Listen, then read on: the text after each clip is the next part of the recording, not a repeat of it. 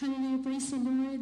Pinakamataas na pagpupuri, pagliliwalhati para sa ating pinakamamahal na Panginoong Yesus at dobling paggalang po sa ating beloved and Honorable Pastor Wilde Estrada Almeda sa pag-aalala sa turo at aral ng ating beloved Assistant Pastor Lina C. Almeda, sa lahat po ng mga beloved children, praise the Lord, sa beloved Almeda family, praise the Lord, mga minamahal. Nakakilala ko ang pinakamamahal na Panginoong Yesus nung talagang nagkaroon po kayo, broken family po kami, mga minamahal, so kaya magulo po ang aming buhay nung panahon na yun. Ngayon nung pumunta po ako sa dako ng Maynila, nag-pray po ako sa mahal na Panginoon kasi yung mga loved ones ko po, mga minamahal, yung magkaiba po ng tirahan, so lumipat mo na ako dun sa kapatid ko. Napakagulo din po ng buhay nila. Nag-pray po ako sa mahal na Panginoon. Bakit walang kapayapaan? Sabi ko sa mahal na Panginoon, kung totoo ka, mahal na Panginoon, dalhin mo ako sa tunay mong gawain. Hallelujah. Mga minamahal, isang araw po, meron po nag-share sa akin na isang adult square member po dito sa gawain ng Jesus Miracle Crusade. Sabi niya sa akin na subukan ko daw po dumalo sa banal na gawain ng Jesus Miracle Crusade kasi magbabago po ang buhay ko, magbabago ang lahat. Ngayon man pinagbigyan ko po siya, mga minamahal, ngunit yun po pala ang umpisa ng paglilingkod ko sa pinakamamahal na Panginoong Yesus. Isa po akong baguhan, mga minamahal. Pagdating ko sa banal na gawain, tumutulo po yung luha ko. May kakaiba akong naramdaman. Napakalamig ng aking pakiramdam. At tingin ko sa mga kapatiran, mga minamahal, sila po ay may kabanalan ng kasuotan. Hallelujah, praise the Lord, mga minamahal. Nung time na yun, tumanggap ako sa mahal na Panginoon. Hindi pa sana ako magpabaptize, ngunit yung nag-share sa akin, sabi niya, ang bukas ay hindi ipinangako ng pinakamamahal na Panginoon. Ngayon ang araw ng yung kaligtasan. Kaya yung nagpabaptize po ako, mga minamahal. Mula po noon, lagi na po ako dumadalo. Napapansin ko po yung mga himala ng pinakamamahal na Panginoong Yesus sa mga kapatiran, sa lahat ng mga nagpapatotoo. Sabi ko, kung mangyayari sa akin yun, hindi ko alam kung anong gagawin ko, kung totoo ba yun. Ngunit mga minamahal, lahat ng nangyari nga sa akin, nagkaroon din po ng himala sa akin ng pinakamamahal na Panginoon. Unang himala po, mga minamahal, yung galing po ako ng ating panalagawain, overnight prayer meeting po yun, sa dako ng Cuneta Astrodome. Pag uwi ko po sa bahay, puyat po ako noon. Meron po pala kaming kapitbahay na pulis, mga minamahal. Alam niya po yung lagi ako na puyat pagdating ng Sabado, galing overnight. So, yung ate ko, wala po akong kasama sa bahay. Natulog po ako, mga minamahal. Isang oras po na lipas ng tulog ko, napansin ko po siya, pinasok po pala ako sa bahay. Nandun na po siya sa higaan ko. Bigla po ako nagising, napasigaw po ako, in Jesus' name, hallelujah. Merong humagis sa kanya, malabas ng pintuan, mga minamahal. Nabangga po siya sa pinto, napasigaw siya, hallelujah. Thank you so much, Jesus. Grabe ang pag-iingat sa akin ng pinakamamahal ng Panginoon. Mga minamahal na hindi pa po yun. Bali, nung nag-work, share ko rin po sa inyo nung nag-work po ako sa dako ng Balintawak. Papunta din po ako nung overnight doon, ngunit late na po ako, kaya madaling araw na po ako papunta ang Cuneta Astrodome. Yung naglalakad po ako sa isang iskinita, mga minamahal. Ako lang po mag-isa nun sa madaling araw. Pag alis ko sa bahay, nag-pray po ako, sabi ko, mahal na Panginoon, gabayan mo po ako madaling araw ngunit kailangan ko humabol sa iyong banal na gawain. Yun nga, mga minamahal, habang naglalakad po ako, hindi ko po inaasahan na may magkaroon po ako ng kasabay dun sa kalsada na yun. Malayo pa po kasi yung pinaka-EDSA na dun po ako mag-aabang ng bus na masakyan.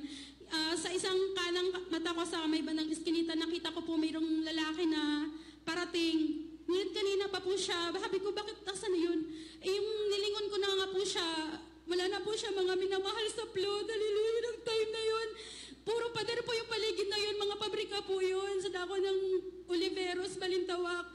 Ngayon, mga minamahal, sa grabing bigla ako, mga minamahal, bigla niya po akong tinulak sa pader, na-push niya po ako sa pader, wala po siyang sa plot. Ang nasigaw ko, hallelujah, in Jesus' name. Alam niya, mga minamahal, anong nangyari na siya po yung nagkapalit po kami ng posisyon, mga minamahal. Siya po yung dumikit sa pader at ako po yung napalayo sa kanya, napadistance ng mga dalawang dipa. Hallelujah. Grabe po yung pagkagulat ko, mga minamahal. Paano nangyari na siya po yung nandun sa pader na nakadikit na na-frozen siya, mga minamahal. Hindi na siya nakagalaw. Hallelujah.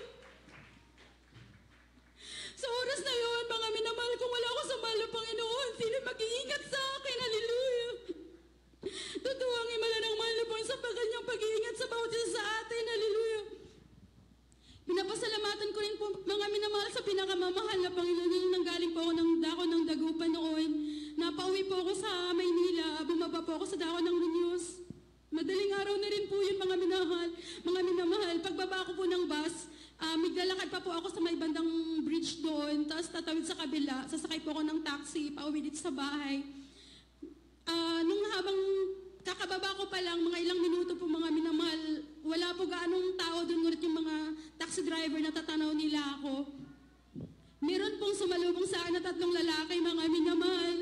Umikot po yung isa sa likuran ko, isa sa gilid ko, yung isa sa harapan, mga hold-upper sila. Yung aking sling bag, nandun po yung 2 cellphone at saka yung wallet ko. Pilit niya po yung hinahatak-hatak siya ng hatak. Hindi ko talaga lubos akalain kasi yung mga nagpapatuto ng kapatiran na iniingatan sila ng mahal ng Panginoon. Minsan naisip ko, sa akin kayo mangyari din yun. Ngayon sa akin nangyari nga, mga minamahal, sumigaw po ako. Sabi ko sa mahal ng Panginoon, iligtas mo ako. In Jesus' name, hallelujah! Pagsigaw ko po, mga minamahal, dahil grabe na pong kalagkat nila sa akin, napuntang gitna ng highway na kalsada, maraming bus. Mga minamahal, pagsigaw ko bigla, sabi niya, pre, takbo na tayo! Alam niyo, mga minamahal, grabe mag-iiyak sa akin, ang mahal ng Panginoon. Hallelujah!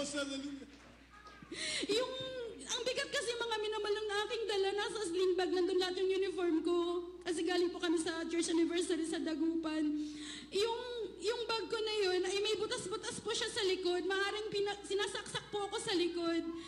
At saka yung sa harapan nga po, balikan ko po yung pag-ikot sa akin ng lalaki na yun, yung kanyang braso, sinakal niya po sa akin, hindi po ako makahinga. Kaya hindi po ako agad-agad makakasigaw ng in Jesus' name. Hallelujah. Sabi ko, Idol, mahal, Panginoon, mo ako. Ngunit malabo nung nakaluwag ko konti yung kanyang siko na nakasakal sa akin, saka po ako sumigaw ng in Jesus' name, hallelujah. Ngunit medyo padapa na po ako dahil grabe po yung hablot sa aking sling bag. Yun, mga minamahal, pagsigaw ko na nga in Jesus' name, hallelujah, nagsitakbuhan sila. Naiwan ako sa gitna ng kalsada na nakadapa, hallelujah. Alam niyo mo kung ba, mga minamahal, pinapanood lang po ako ng mga 5 taxi driver na yon. Sabi nila, sila na po yung nagpabangon sa akin habang nakadapa. Sabi niya, ma'am, nasaan po yung sugat mo? Ginapakapa ko po yung katawan ko. Sabi ko, wala naman po ako sugat. Hallelujah. Sabi niya, ma'am, ano pong nawala sa inyo? Inanap ko po isa-isa yung gamit ko. Mga minamahal, wala pong nawala sa akin. Hallelujah. Praise the Lord. Thank you so much. Hallelujah. Sabi niya, ma'am, pasensya na hindi ka namin natulungan kasi yung area na to, marami talaga na hold up dito. Territory nila yan dito. Kapag nakialam kami sa kanila, kami po yung kapag-iinitan nila. Kaya hindi po na, pasensya na kung hindi ka namin natulungan. Ngunit grabe yung reward sa'yo ng Panginoon mo. Hallelujah. Kasi nga po, naririnig ako in Jesus' name. Hallelujah. Nag-hallelujah po ako. Kaya naisip nila na Christian nga po ako. Sabi niya, ma'am, grabe reward sa'yo ng Panginoon mo kasi kagabi, yung babae dito, hinahablot yung bag niya, ayaw ibigay. Sinaksak yung leg niya, warak po yung leg niya, ma'am. Kaya sa iyo wala kang sugat, walang nawala sa iyo. Grabe po, yung iba na sa iyo ng Panginoon mo. Hallelujah. Mga minamahal, share ko rin po sa inyo yung nagkasakit po ako, mga minamahal, nag-bleeding po ako ng ilang buwan po yun. Halos wala na po akong dugo. Hindi ko po alam kung bakit ako nagkaganon. As in, hindi na po ako nakakadala ng madalang gawain dahil sa sobrang hina ko na, tuloy-tuloy po yung bleeding ko araw-araw, walang tigil. Ngunit po, sabi po sa akin na kailangan ko daw po magpa-check up para po malaman ko anong meron sakit ako, bakit nagkaganon ako.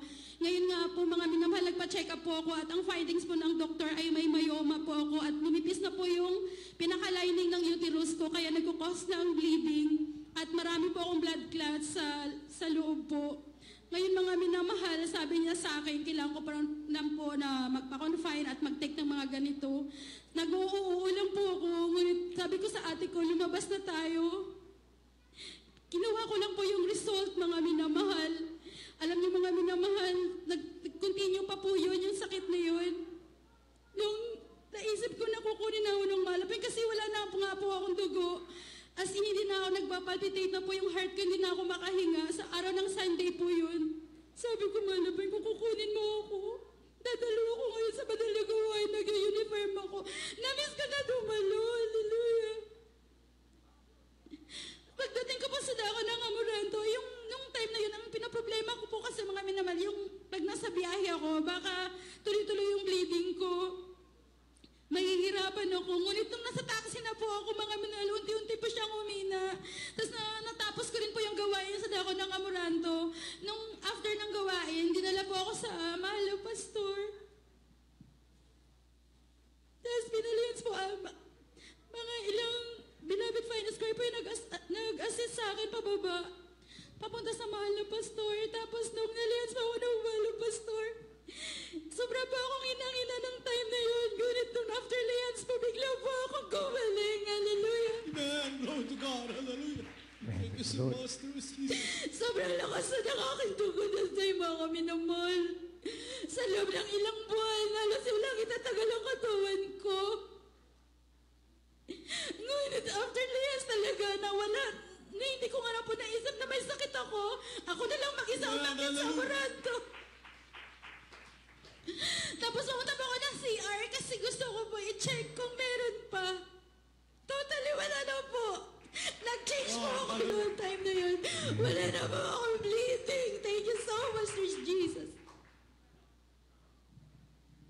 Nasaan ako kung walang mahal ng Panginoon? Amen. Hallelujah. Hallelujah. Sa damang himala na dinanas ko, sabi ko nga sa mahal ng Panginoon, kung magpapagamot ako sa hospital, sayang yung mga himala na nalaman ko. Lagi po ako na-assign noon sa kahabagan ng malabay sa mga outreach po natin. Pag nagkakaroon ng mga krusada, nakita ko yung mga dakilang himala ng pinakamamahal na Panginoon. Sabi ko nga, kung ginawa rin sa kanila, sa akin gagawin din yun. God, hallelujah. At alam ko, dinidinig ng malabay ng aking panalangin. Kaya na tayo mga minamahal, talagang nanampalataya ako sa malabay na pagalingin niya ako. Tapos nun mga minamahal, nagpa-check up po ako. Pagdating po, mahanap ng result. Clear na po lahat. Hallelujah! Oh, glory to God. Hallelujah. Praise the Lord. Intact na po yung uterus ko, yung aking ovary. Intact po, clear. As in, sakit. Praise the Lord. Thank you so much. Amen. Hallelujah. Pagkalipas ng ilang taon, 1995 po nangyari sa akin yung mga minamahal. Ay, 2015 po mga minamahal, sorry. Tapos mga minamahal, last month po, nagkaroon po ako ng abdominal pain. Sobrang sakit. Parang, nung time kasi noon nung nagkasakit ako noon, wala siyang pain, pero sobrang bleeding. Ito sobrang sakit. Parang mamamatay ka. Sabi ko, malaban, kukunin mo na po ba ako? Nung time na yun, pero gabi, lagi po ako napupuri sa mahal ng Panginoon, kahabagan ako, pagalingin ako, ng grabing panginginig ng katawan ko sa sobrang sakit. Halos buong katawan ko, walang tigil yung iyak ko. Iyak ako nang iyak sa magdamag. Halos 1 week po yun mga minamahal. Ngunit nung nagpalihans po ako dito sa Beloved Children po, kinabagan po ako ng mahal na Panginoon, gumaling po ako kaagad. Thank you so much, Lord Jesus. Maraming salamat, mahal na Panginoon, nakilala kita. Thank you so much, Lord Jesus. Sa lahat ng himala at pagpaparat sa aming kaligtasan. Thank you so much. Ang lahat ng kapurihan pa sa salamat. Tanging sa pinakamamahal na Panginoong Jesus po lamang. Hallelujah, praise the Lord. Hallelujah.